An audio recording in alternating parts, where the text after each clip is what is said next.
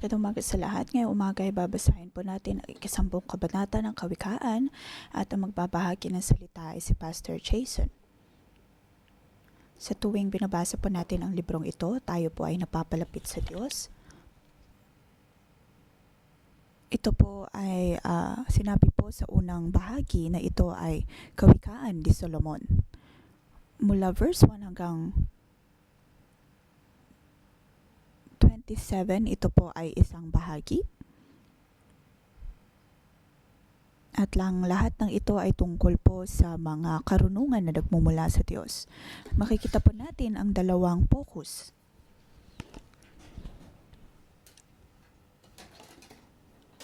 Ito po ay tungkol po sa ating mga bibig, sa ating labi.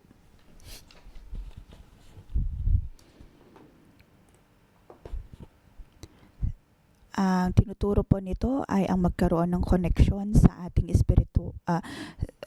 connection sa itaas at magkaroon ng maayos na pananalita. Unang bahagi ay verse 1 hanggang 5. Sabi sa verse 1, ang matalinong anak ay ligaya ng magulang, ngunit tinik sa dibdib ang anak na mangmang.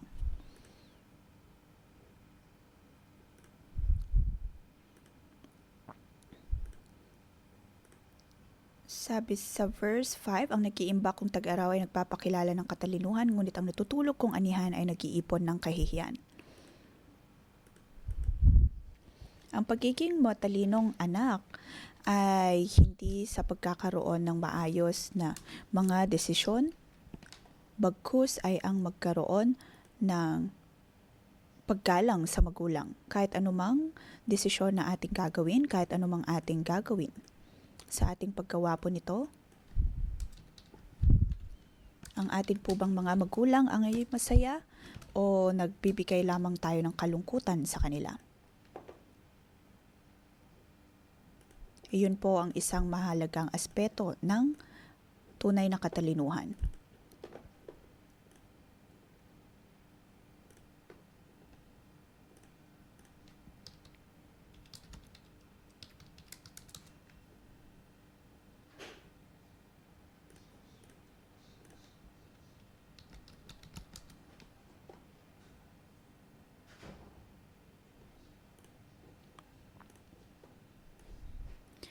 Dito po sinasabi na lahat ng ating gagawin,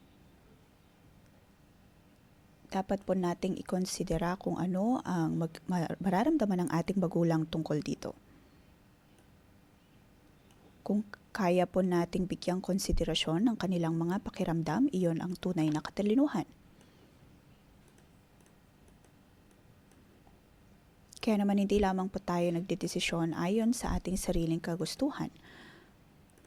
Dahil ang bawat desisyon na ating gagawin ay makakaapekto sa iba. Ang pinakamahalaga sa lahat ay kung ano ang nararamdaman ng ating mga magulang pagdating sa ating mga desisyon. Kung para sa kanila ay magaling, mabuti, iyon ay maganda, iyon po ay mahalaga.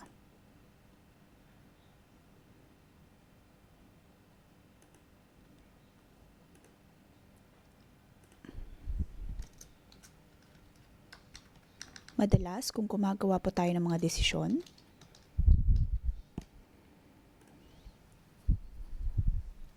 hindi po natin iniisip ang ating mga magulang.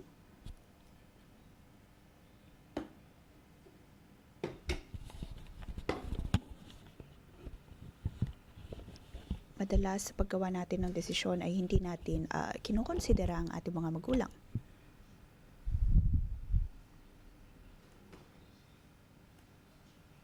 Pagdating po sa ating mga magulang ay ganun po ang kanilang nararamdaman, ganun din ang pagdating sa Diyos. Madalas sa paggawa po natin ng mga desisyon, tayo ay nakakaramdam ng stress.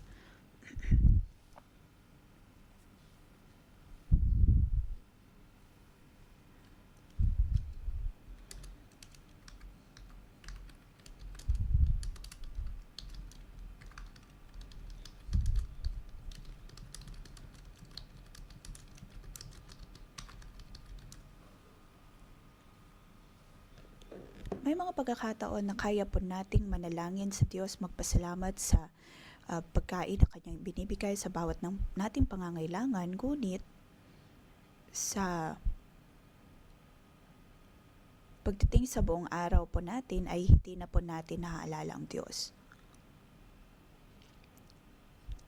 Mayroon po tayong Diyos Ama sa langit, ngunit para tayong nabubuhay na walang Ama, at may mga pagkakataon din na para tayong nabubuhay na walang ama sa lupa o kaya walang magulang sa lupa. Bakit tayo may mga mood swing? Dahil wala po tayong sapat na proteksyon.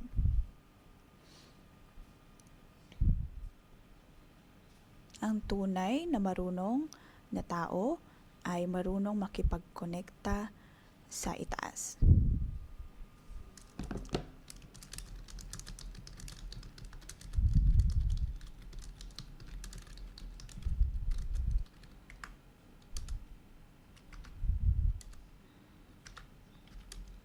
Maaaring may mga pagkakataon na hindi maayos ang iyong pakiramdam at ito'y nagdadala ng stress sa iyo. Ngunit kung sasabihin sa iyo ng boss na ikaw ay magaling, ikaw ay mabuti, ikaw ay makakaramdam ng mas mataas na uri ng emosyon at masisiyahan. Dito papasok ang pakiramdam na, pakiramdam ko ay ako'y hindi mabuti. Ngunit sabi ng aking boss, ako ay magaling.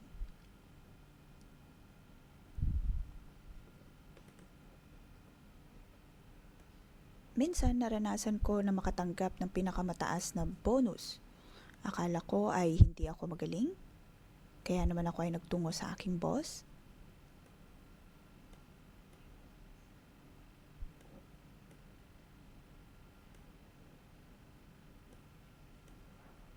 At alam kong iyon ay sinasabi ng aking boss na ako ay maayos, ako ay magaling, kung kaya naman nagkaroon ako ng bonus.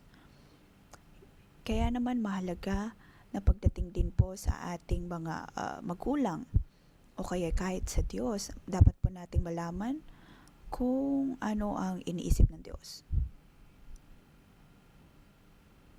Magkaroon ng maayos na relasyon sa iba.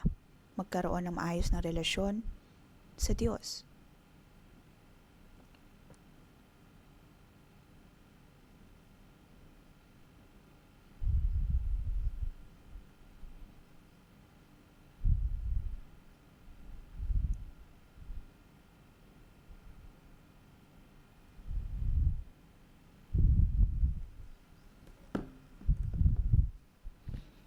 Sunod, ang yamang buhat sa masama ay di papakanginabahan, ngunit ang katuwiran ay maglalayo sa kamatayan.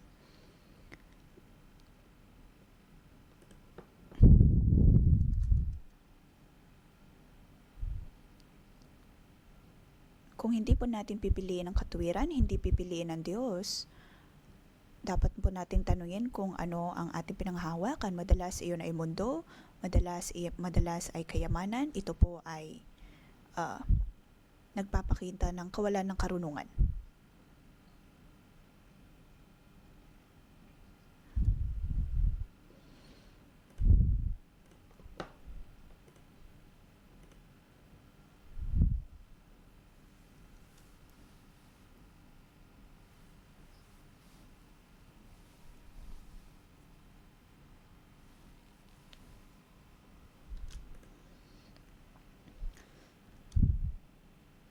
Sabi sa verse 3, maaaring nagtatanong po tayo, wala tayong sapat na pagkain, wala tayong sapat na probisyon.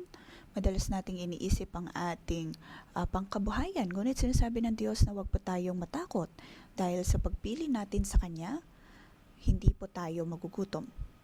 Iyon po ang sinabi sa verse 3. Kaya naman sa mga Bible School student, tatatandaan po ninyo na hindi kayo magugutom. Ang mga taga 611, mga nagtatrabaho sa 611 ay kilala sa pagkakaroon ng napakababang sweldo. Ngunit tignan po natin ang ating mga coworker, lahat sila ay bilugan, hindi sila nagugutom. Maaaring mababa ang kanilang sahod, ngunit hindi naman sila mapayat.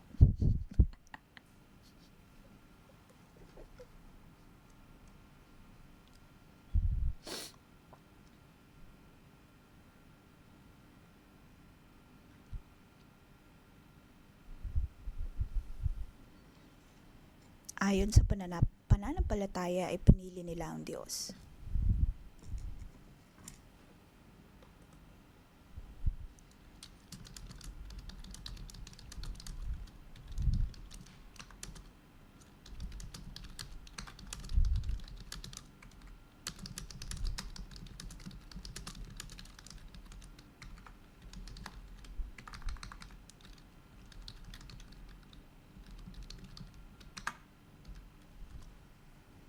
Naranasan ko na ang pinakamataas na kilo ko ay 96 at iyon ay nagdulot lamang ng problema sa akin. Kaya naman hindi totoo na tayo ay magugutom kapag tayo ay nasa piling ng Diyos.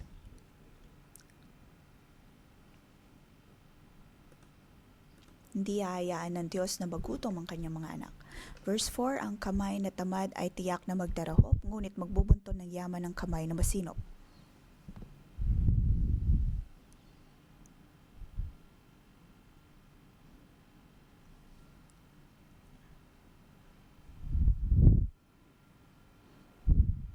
Ano ang ginagawa po natin kung tayo ay tamad? Madalas ay ine-enjoy lamang po natin ang ating sarili. Hindi nagtatrabaho kung dapat sanang nagtatrabaho.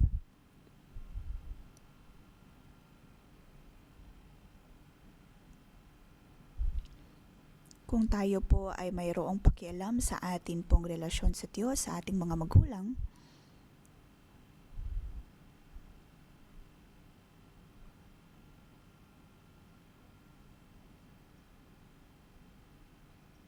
dapat po tayong maging masinop. Dahil kung tutuusin, parte po ng ating paglilingkod, pagsamba sa Diyos ang pagbibigay ng ating kaloob sa Kanya. Ngunit wala po tayong maibibigay kung lagi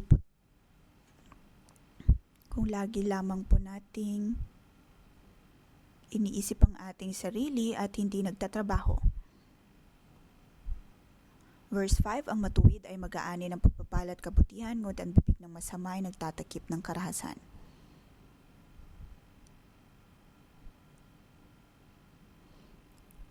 Kaya naman piliin po natin lagi ang magkaroon ng relasyon sa Diyos o kaya ay relasyon sa itaas.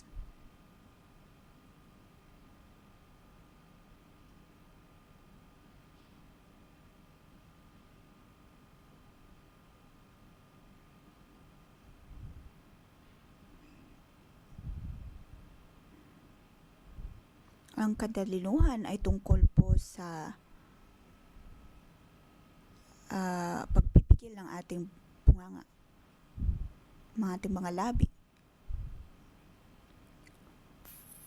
Verse 6, ang matuwid ay mag-aani ng pagpapala at kabutihan, ngunit ang bibig ng masama ay nagtatakip ng karahasan.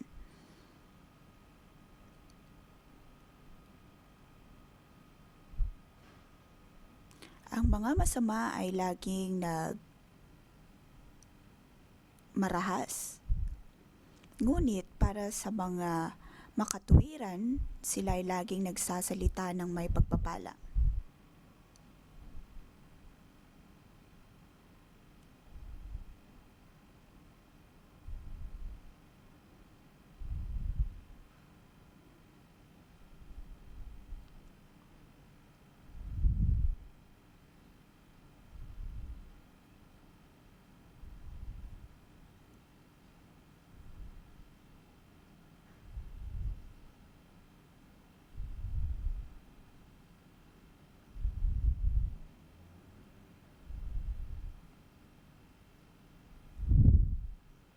Dapat po nating gwardyahan ang ating mga bunganga pagdating sa kung anong ating sinasabi at maging sensitibo din sa kung anong sinasabi ng iba.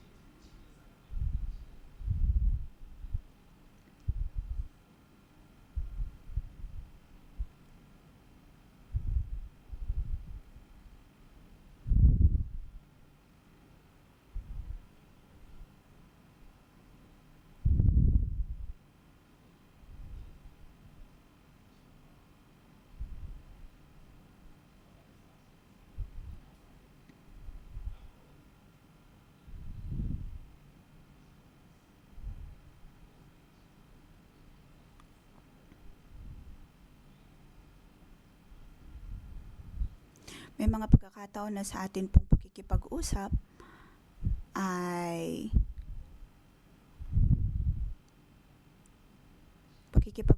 ay gusto lamang nating sabihin kung ano ang nais natin at hindi na pinapakinggan ng maayos kung anong nais nilang sabihin.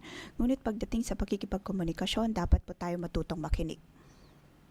Kung ano man ang kanilang payo, iyon ay ating pakikinggan, iyon ay tunay na karunungan. Verse 9, ang namumuhay ng tapat ay pinag-aarian ng kapayaan, ngunit ang may likong landas ay malalantad balang araw.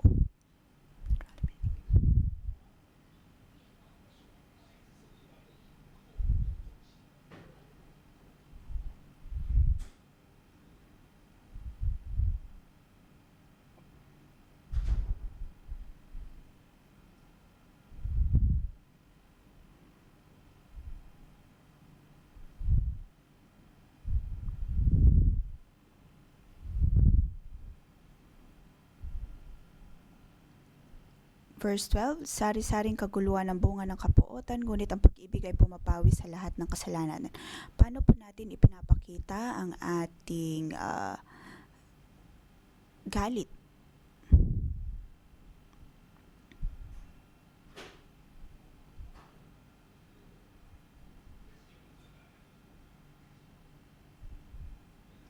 Kung kaya po nating disiplinahan ang ating bibig, iyon po ay tunay na karunungan.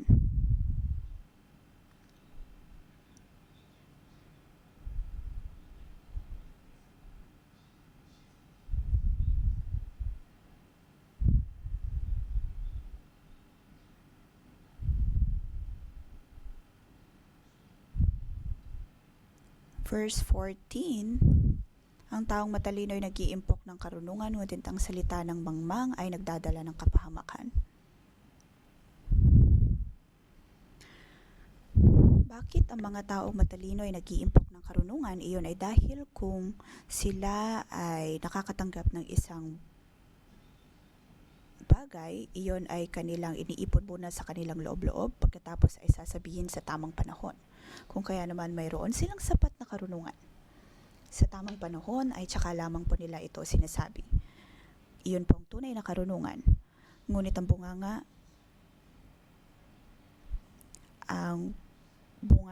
ng hindi matalino ay agad-agad na nagsasalita. Kung kaya naman nagdadala lamang ng kapahamakan. Kaya ang katanungan, ikaw ba ay marunong?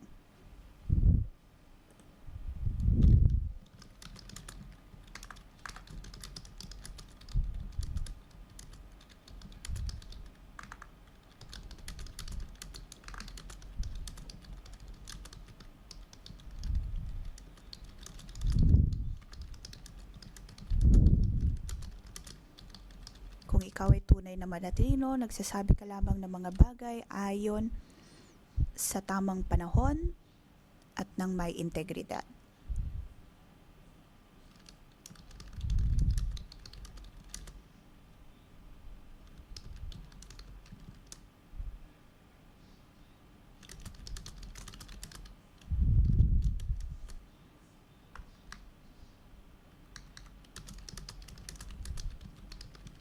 Minsan ay sinabihan ko si Pastor Joshua na na napakagaling niya pagdating sa pagsasabi ng mga bagay ayon sa tamang panahon.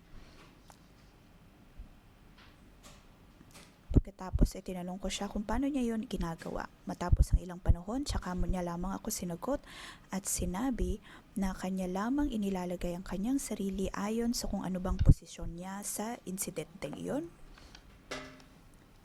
At lagi siyang nagtatanong kung ano ang sinasabi ng banal na espiritu at ano ang dapat niyang sabihin. Kaya naman mapapansin ko dito na ang Diyos ay laging nasa kanyang puso. Hindi lamang niya binibigay kung ano ang kanyang opinyon, ngunit ay tinitingnan mabuti kung ano ang ginagawa ng Diyos. At ayon sa kanyang gampanin,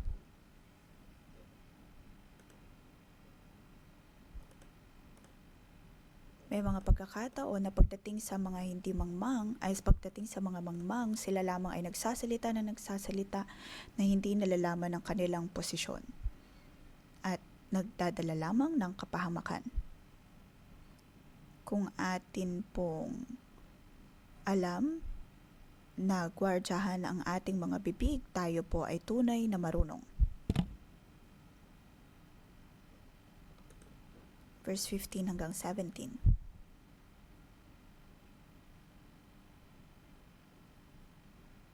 Ang tunay na marunong ay hindi po nakatingin sa kayamanan bilang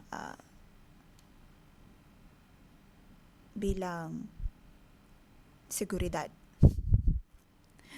Kung panghahawakan po natin ang Diyos, ano ang ating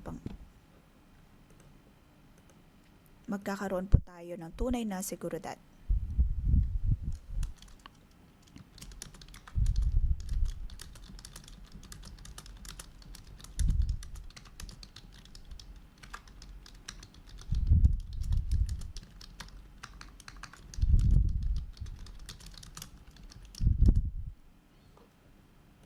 Sabi po dito, ang kayamanan ng may matibay niyang tanggulan, ngunit ang kahirapan ng yigit ay kanyang kapahamakan. Pagdating sa mga mayayaman, gusto nilang maging mas mayaman dahil tingin nila iyon ay ang pinaka tama.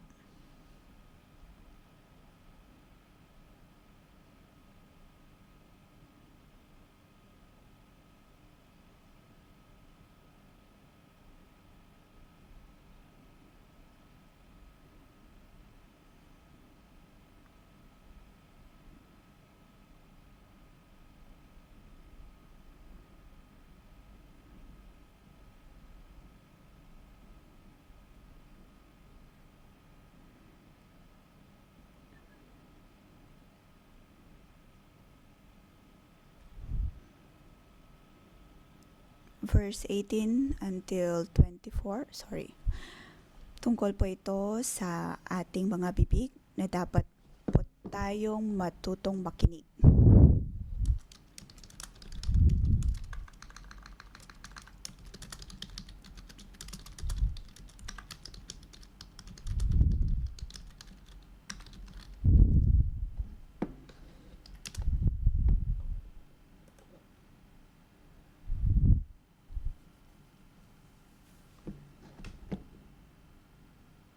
Verse 18. Madalas sa isang komunidad ay hindi po natin masabi kung alin ang totoo o alin ang peke.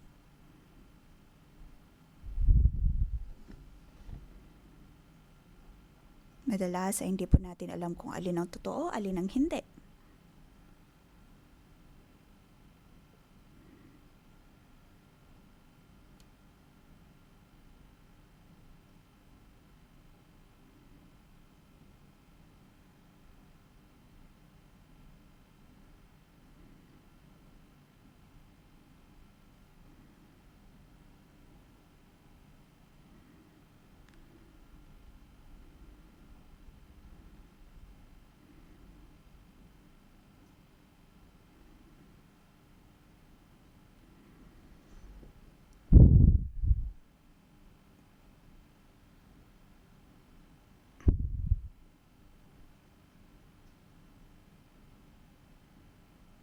May mga pagkakataon na aabot lamang sa matapos ang ilang panahon bago po natin mapapansin kung ano ang mali pagdating sa isang ugnayan.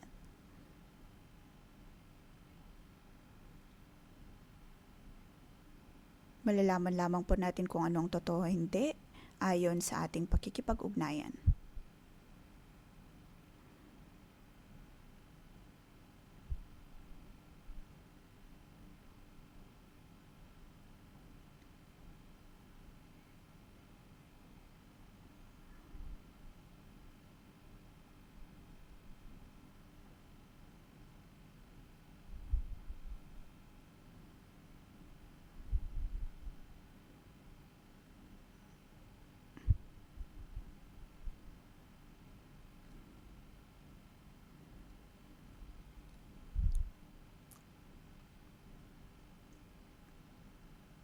Maaring maaring sabihin po natin na tayo ay suppress kaya hindi tayo nagsasalita. Ngunit sinasabi dito na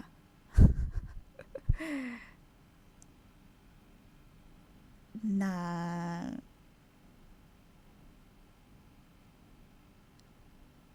ang pagsasabi ng konti ay mas mabuti at mas hindi nagdudulot ng kasiraan.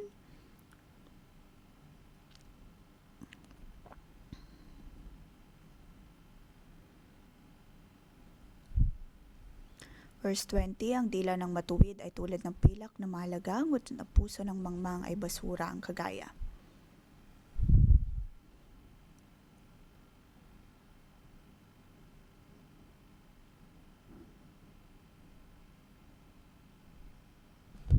Sunod, verse 22 hanggang 32. Ang karunungan ay tungkol po sa pagkakaroon ng banal na takot sa Diyos.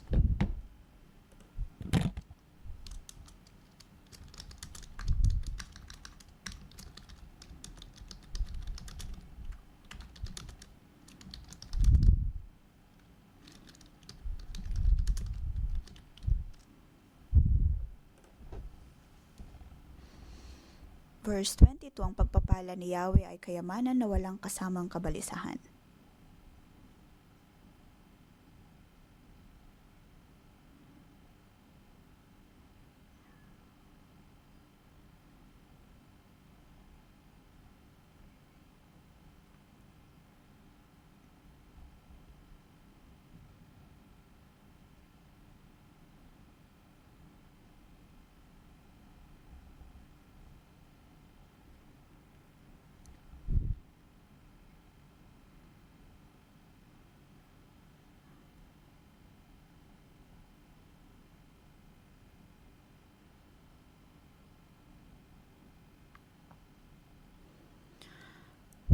Ang pagpapala ni Yahweh ay kayamanan na walang kasamang kabalisahan.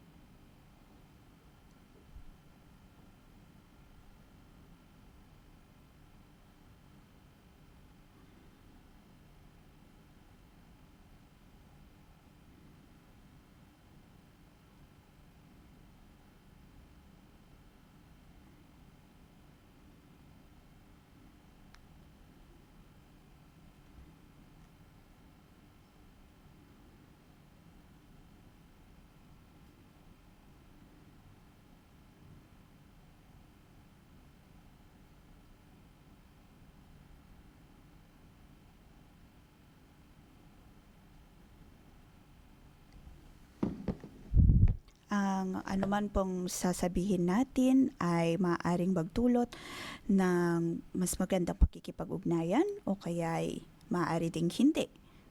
Mayroon po tayong mga biological na mga magulang, mga cell leader, ang Diyos, may mga otoridad sa trabaho.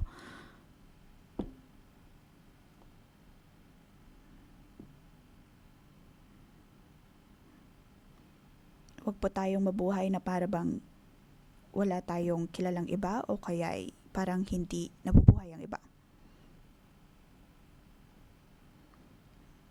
Sa lahat po nating gagawin, dapat po nating bigyang konsiderasyon ang lahat ng ating ginagawa.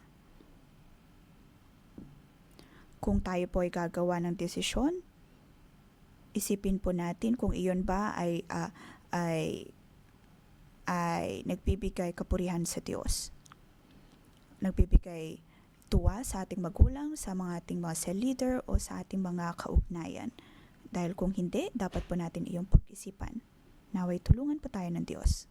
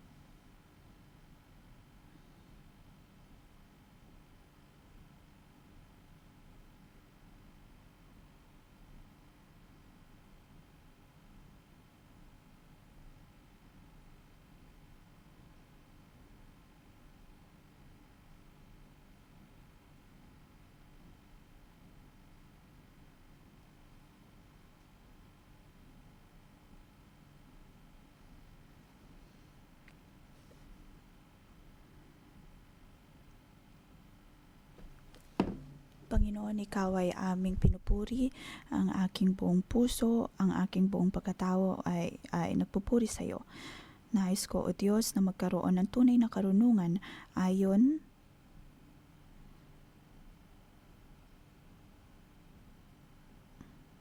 Panginoon, maraming salamat sa iyong pagsama sa amin. Ngayon, tayo po ay manalangin. Maaari po tayong maghanap ng mga kasama.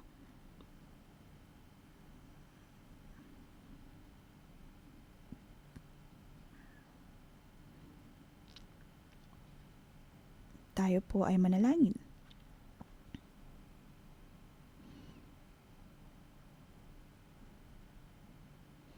Una ay magbahagi po tayo. Atin po bang ginagwardyahan ang ating bunganga? Ano po ang ating kakulangan? Saan po tayo nagkukulang? Ano ang ating kailangan? At paano ang ating ugnayan sa ating boss, sa ating cell leader, sa Diyos, sa mga taong nasa itaas natin?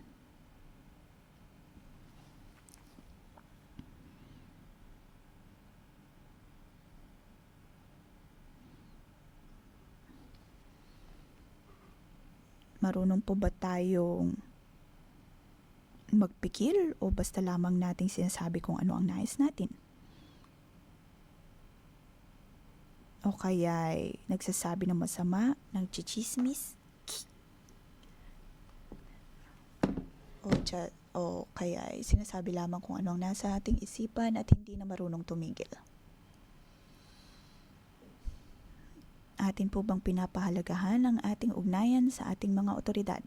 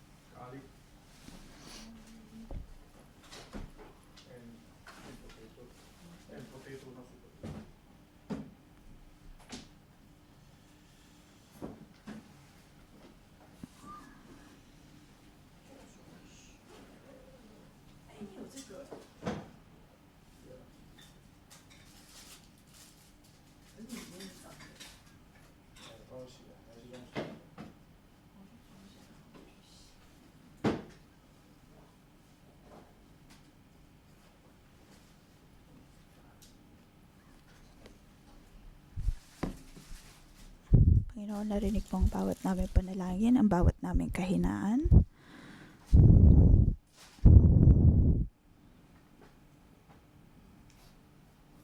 Ngayong umaga, O Diyos, kami ay nananalangin na ang aming buhay ay mabago at umayon sa iyo.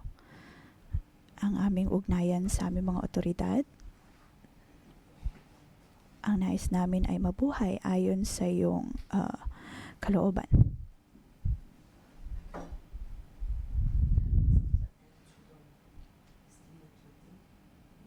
Ngayon, tayo po ay manalangin. Ipanalangin ang ating ugnayan sa Diyos, sa ating mga magulang, sa ating cell leader, sa ating mga otoridad sa trabaho marahil.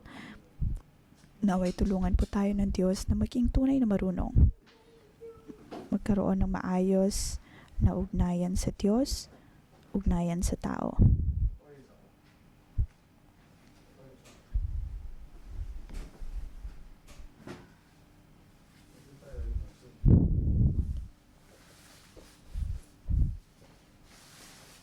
Verse 1, ang matalinong anak ay ligaya ng magulang, ngunit tinik sa dibdib ang anak na mangmang. Tayo po ay manalangin na magkaroon tayo ng maayos na ugnayan sa ating mga otoridad, sa ating mga magulang.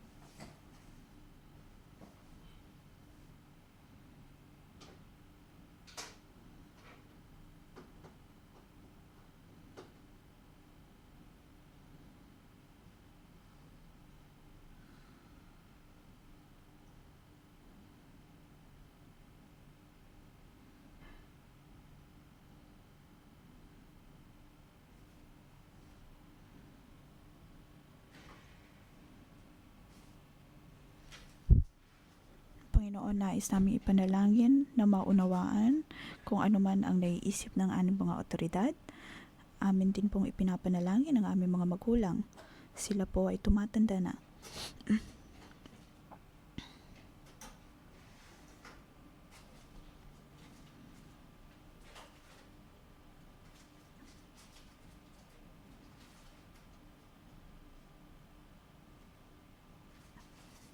Naway maunawaan namin, O Diyos, kung ano man ang kanilang nararamdaman upang kami ay magkaroon ng maayos na ugnayan sa kanila.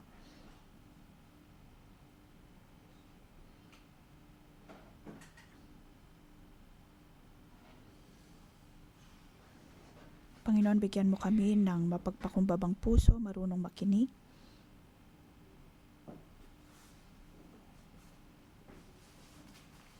Bigyan mo kami, O Diyos, ng mapagpakumbabang puso na handang makinig.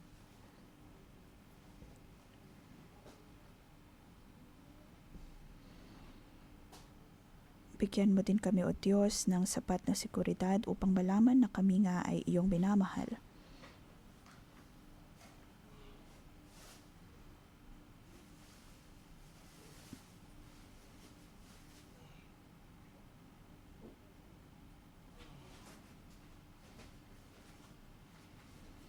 Panginoon, maraming salamat sa pagbibigay sa amin ng pagkakataon na maging isang anak.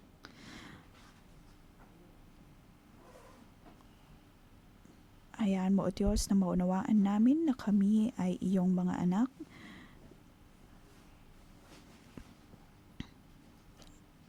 Ang nais namin ay magkaroon ng maayos na pakikipag-ugnayan sa iyo.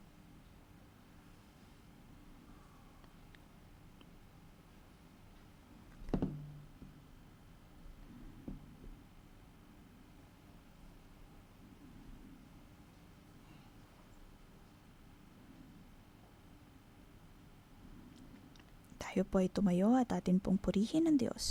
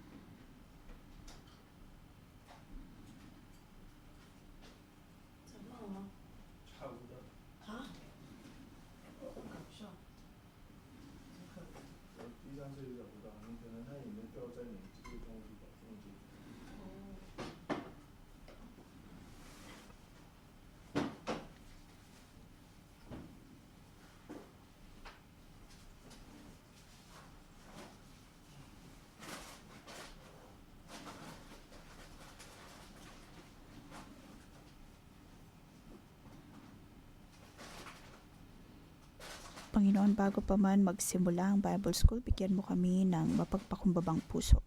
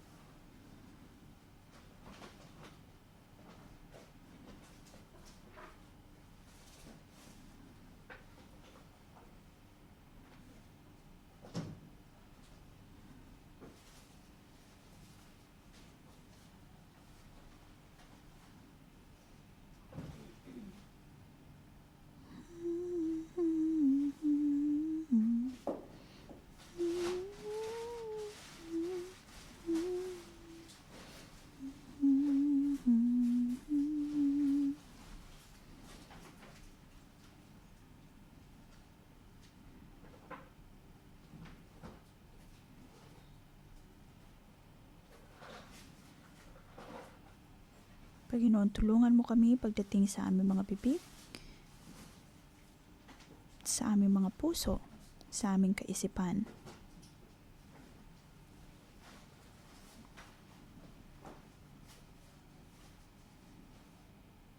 mga kapatid, sa atin pong pananalangin. Ating pong ipanalangin ang ating mga bibig. Maghanap po tayo ng isang bersikulo na maaring may ugnayan sa ating mga bibig.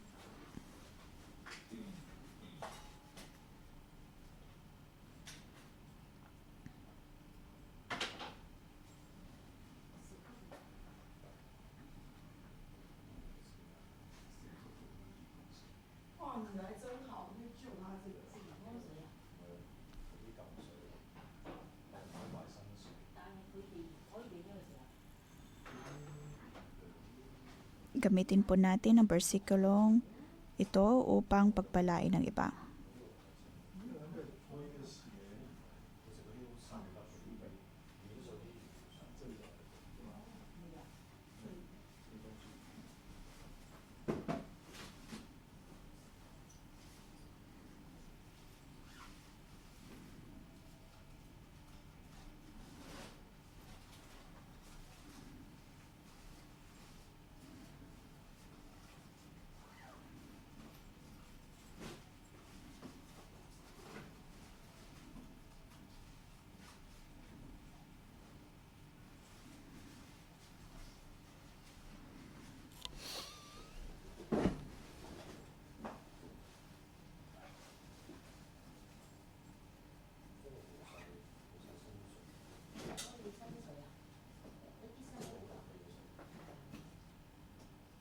Panginoon, mula sa aming mga bibig ay nagmumula ang iyong mga pagpapala.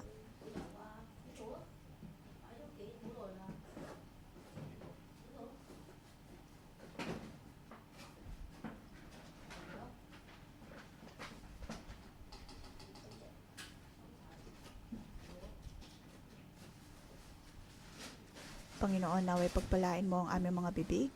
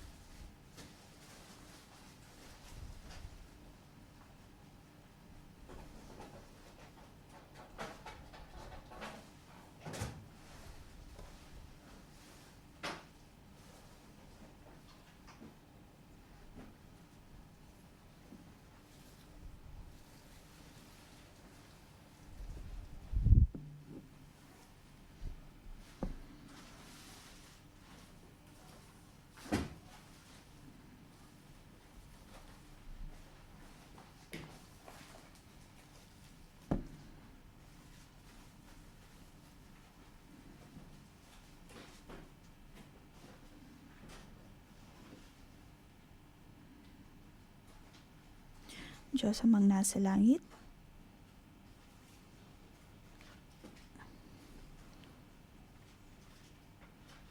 tulungan mo kami, O Diyos, naway ang aming mga bibig ay laging may pakialam sa iyo at laging may koneksyon sa iyo sa aming mga otoridad, sa mga otoridad na iyong binigay sa amin.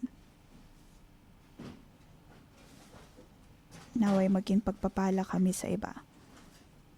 At ikaw ay aming pinupuri. Ngayon tayo po ay tumanggap ng pagpapala.